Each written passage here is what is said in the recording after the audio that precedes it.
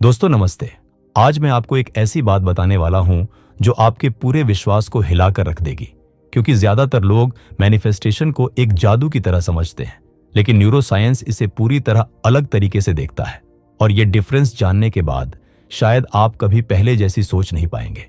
हम सब ने सुना है कि बस सोचो अच्छा और अच्छा हो जाएगा, लेकिन असल में दिमाग जो चीजें मैनिफेस्ट करता है वो आपकी कॉन्शियस विश नहीं बल्कि आपकी सबकॉन्शियस प्रोग्रामिंग होती है, जो सालों से चाइल्डहुड ट्रॉमा, सोसाइटी कंडीशनिंग और रिपीटेड फेलियर्स से बनी हुई है।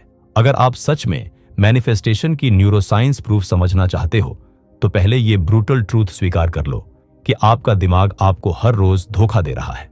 रेटिकुलर एक्टिवेटिंग सिस्टम यानी RAS नाम का एक छोटा सा हिस्सा आपके ब्रेन स्टेम में बैठा है, जो हर सेकंड में लाखों इंफॉर्मेशन को फिल्टर करता है और सिर्फ वही चीजें आपके कॉन्शियस माइंड तक पहुंचाता है जो आपके प्रीवियस बिलीव्स और डीपेस्ट फियर्स से मैच करती हो। यही कारण है कि जो लोग अंदर से खुद को अनवर्थी मानते हैं उनके सामने अपॉर्चुनिटीज बार बार आती हैं, लेकिन वो उन्हें देख ही नहीं पाते क्योंकि उनका RAS उन अपॉर्चुनिटीज को थ्रेट की तरह ट्रीट करता है। ये डार्क साइकोलॉजी का सबसे खतरनाक खेल है, क्योंकि मैनिफेस्टेशन नाम की चीज असल में न्यूरोप्लास्टिसिटी का नाम है, यानी आपके ब्रेन की वायरिंग को बदलने की क्षमता। लेकिन ज्यादातर मैनिफेस्टेशन गुरुज आपको सिर्फ पॉजिटिव थिंकिंग बेच रहे हैं, जबकि न्यूरोसाइंस कहता है कि पॉजिटिव थिंकिंग अकेले में बेकार है जब तक आप अपने सबकॉन्शियस में बैठे डार्क पैटर्न्स को एक्सपोज और रीवायर नहीं कर लेते। डर लग रहा है ना? अच्छा ही है, क्योंकि यही डर आपको जागने की तरफ ले जाएगा। असल में जब आप मैनिफेस्टेशन करते हो तो आपका ब्रेन डोपामिन रिलीज करता है, लेकिन ये डोपामिन आपको सिर्फ टेम्पोररी होप देता है, असली एक्शन की जगह। न्यूरोसाइंस स्टडीज साफ साफ दिखाते हैं कि विजुअलाइजेशन अकेले में ब्रेन के मोटर कॉर्टेक्स को एक्टिवेट करती है, लेकिन जब तक आप इमोशनल इंटेंसिटी और रिपीटेड एक्शन के साथ उस विजुअलाइजेशन को पेयर नहीं करते, तब तक मैनिफेस्टेशन सिर्फ सपना बना रहता है। यही वजह है कि लाखों लोग विजन बोर्ड बनाते हैं, फिर भी सालों बाद वही गरीबी, वही फ्रस्ट्रेशन, वही मिडिल क्लास ट्रैप में फंसे रहते हैं, क्योंकि उनका सबकॉन्शियस माइंड उन्हें बार बार पुरानी स्टोरीज रिपीट करने पर मजबूर करता है। अब मैं आपको और गहराई में ले चलता हूं। आपका डिफॉल्ट मोड नेटवर्क जो तब एक्टिव होता है जब आप खाली बैठे होते हो, वो पुरानी मेमोरीज और सेल्फ इमेज को बार बार रिप्ले करता है। अगर आपकी इनर स्टोरी मैं अनलकी हूं, पैसे कमाना मुश्किल है, मुझे कभी सक्सेस नहीं मिलेगा वाली है, तो मैनिफेस्टेशन की कोई भी टेक्निक काम नहीं करेगी, क्योंकि आपका ब्रेन उस स्टोरी को सच बनाने के लिए एविडेंस कलेक्ट करता रहता है।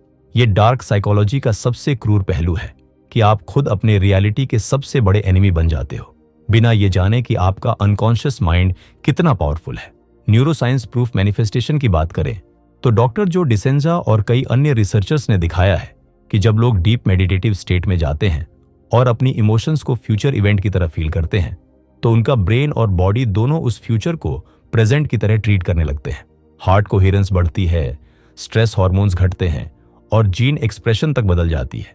लेकिन ये प्रोसेस बहुत डार्क और अनकंफर्टेबल है, क्योंकि इसके लिए आपको अपने पुराने सेल्फ को लिटरली मारना पड़ता है।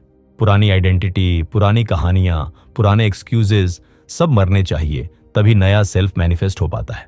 जो लोग मैनिफेस्टेशन को सिर्फ आस्क, बिलीव, रिसीव समझते हैं वो कभी सफल नहीं होते, क्योंकि उनका ब्रेन उनको कंटिन्यूअसली सैबोटाज करता रहता है। आपने नोटिस किया होगा कि जब भी आप कोई बड़ा गोल सेट करते हो, अचानक नेगेटिव थॉट्स आने लगते हैं, प्रोक्रेस्टिनेशन बढ़ जाता है, पुराने दोस्त आपको डिस्करेज करते हैं। ये सब आपके सबकॉन्शियस की सेफ्टी मैकेनिज्म है, जो आपको पुराने कंफर्टेबल जोन में वापस खींच लेना चाहती है। ये मैकेनिज्म एवोल्यूशनरीली बना था खतरे से बचाने के लिए, लेकिन आज ये आपकी सक्सेस का सबसे बड़ा दुश्मन बन चुका है। दोस्तों, ये सिर्फ शुरुआत है।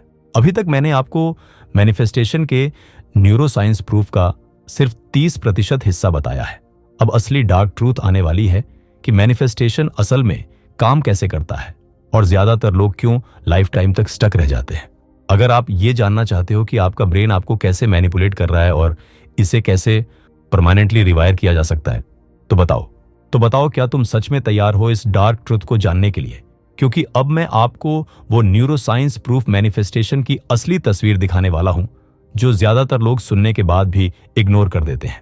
आपका दिमाग आपको मैनिपुलेट इसलिए कर पा रहा है क्योंकि आप इमोशनल एडिक्शन में जी रहे हो। पुरानी नेगेटिविटी, पुरानी स्टोरीज और पुरानी आइडेंटिटी के साथ। और जब तक आप इस एडिक्शन को तोड़ नहीं लेते, तब तक कोई विजुअलाइजेशन, कोई अफर्मेशन, कोई विजन बोर्ड आपको मदद नहीं करेगा। न्यूरोसाइंस कहता है कि आपके ब्रेन में हेब्स रूल काम करता है, यानी neurons that fire together wire together. मतलब जितनी बार आप किसी लिमिटिंग बिलीफ को रिपीट करते हो या इमोशनली फील करते हो, उतनी मजबूत वो न्यूरल पाथवे बनती जाती है और कुछ सालों में वो पाथवे माइलिन शीथ से ढक जाती है, जो इसे सुपर हाईवे बना देती है। यही वजह है कि नेगेटिव सोचना आपके लिए इतना नेचुरल और कंफर्टेबल लगता है, जबकि पॉजिटिव फ्यूचर की कल्पना करना मुश्किल और झूठा लगता है। यह डार्क साइकोलॉजी का सबसे गहरा खेल है कि आपका अपना सबकॉन्शियस आपको बार बार फेलियर की तरफ धकेलता है ताकि फेमिलियर पेन बनी रहे। अब असली मैनिफेस्टेशन न्यूरोसाइंस प्रूफ ये है कि आपको अपनी आइडेंटिटी को कंप्लीटली किल करना होगा। जो व्यक्ति कल तक था वो आज मर जाना चाहिए। अगर आप अभी भी वही इंसान हो जो फेलियर से डरता है, क्रिटिसिज्म से घबराता है और लैक में जीता है, तो यूनिवर्स कुछ भी मैनिफेस्ट नहीं कर सकता, क्योंकि आपका RAS उस नए रियलिटी को थ्रेट मानकर रिजेक्ट कर देगा। असली काम यह है कि आपको रोजाना इमोशनल इंटेंसिटी के साथ उस नए सेल्फ को फील करना है जैसे वो ऑलरेडी सच हो चुका है, और फिर उस फीलिंग के हिसाब से एक्शन लेना है, भले ही इनिशियली कितना भी अनकंफर्टेबल क्यों ना लगे।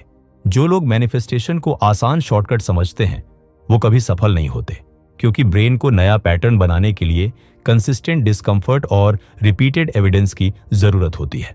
आपका सबकॉन्शियस सिर्फ वर्ड्स नहीं मानता, वो सिर्फ प्रूफ मानता है। इसलिए अगर आप अमीर बनना चाहते हो तो सिर्फ सोचना काफी नहीं, आपको छोटे छोटे डिसीजंस में अमीर वाले चॉइसेस करने पड़ेंगे, भले ही शुरुआत में वो डिसीजंस आपको घाटा ही क्यों ना पहुंचाए। यही ब्रूटल ट्रूथ है। देखो, मैनिफेस्टेशन की असली शक्ति न्यूरोप्लास्टिसिटी में छुपी है, लेकिन इसके लिए आपको अपने शैडो सेल्फ को फेस करना पड़ेगा। वो हिस्सा जो आपको अंदर से कहता है कि तुम डिजर्विंग नहीं हो, वो हिस्सा जो फेलियर से प्यार करता है, क्योंकि फेलियर फेमिलियर है। जब तक आप इस शैडो को कॉन्शियस अवेयरनेस में नहीं लाते और उसे हील नहीं करते, तब तक मैनिफेस्टेशन सिर्फ टेम्पोररी होप का खेल बना रहेगा। न्यूरोसाइंस एक्सपेरिमेंट्स साबित करते हैं कि जो लोग अपनी लिमिटिंग बिलीफ्स को वर्बलाइज करके उन्हें चैलेंज करते हैं और फिर ऑपोजिट एविडेंस एक्टिवली कलेक्ट करते हैं, उनके ब्रेन में प्रीफ्रंटल कॉर्टेक्स मजबूत होता है और एमिगडाला जो फियर सेंटर है वो शांत होता जाता है। तो आखिर में सच्चाई ये है कि मैनिफेस्टेशन काम करता है, लेकिन सिर्फ उन लोगों के लिए जो तैयार हैं पुराने सेल्फ को मारने के लिए। ये कोई पिंक फ्लफी प्रोसेस नहीं है, बल्कि ये एक ब्रूटल साइकोलॉजिकल वॉर है आपके पुराने और नए सेल्फ के बीच। अगर आप इस लड़ाई में उतरने को तैयार हो तो रोज सुबह उठकर पहले 10 मिनट उस नए आइडेंटिटी को इमोशनली फील करो, फिर पूरे दिन छोटे छोटे एक्शंस में उस आइडेंटिटी के अनुसार जियो। धीरे धीरे आपका RAS नई अपॉर्चुनिटीज देखने लगेगा, आपका डिफॉल्ट मोड नेटवर्क नई स्टोरीज रिप्ले करने लगेगा और आपका ब्रेन लिटरली नई रियलिटी मैनिफेस्ट करने लगेगा। लेकिन याद रखना, यह आसान नहीं होगा। कई बार आप पुरानी आदतों में वापस लौटोगे, कई बार फ्रस्ट्रेशन आएगा और कई बार लगेगा कि कुछ हो ही नहीं रहा। लेकिन ये रेजिस्टेंस ही साइन है कि आपकी वायरिंग बदल रही है। जो लोग इस रेजिस्टेंस से डरकर पीछे हट जाते हैं वो लाइफ टाइम तक मैनिफेस्टेशन को ब्लेम करते रहते हैं, जबकि असली दोष उनका अपना सबकॉन्शियस प्रोग्रामिंग था, जिसे उन्होंने कभी चैलेंज ही नहीं किया। दोस्तों, मैनिफेस्टेशन की न्यूरोसाइंस प्रूफ अब आपके हाथ में है। अब फैसला आपको करना है कि आप पुरानी स्टोरीज को रिपीट करते रहोगे या फिर आज से ही नई आइडेंटिटी बनाकर ब्रूटल ऑनेस्टी के साथ अपनी रियलिटी को रिवायर करोगे। क्योंकि जीवन बहुत छोटा है और ये दिमाग बहुत पावरफुल है। इसे सही दिशा में लगाओ, वरना ये खुद ब खुद आपको वेस्ट कर देगा। अगर ये बात आपके अंदर कुछ हिला गई हो तो कमेंट में बताओ और चैनल को फॉलो करो, क्योंकि आगे हम और गहरी डार्क साइकोलॉजी और न्यूरोसाइंस की जर्नीज पर बात करेंगे।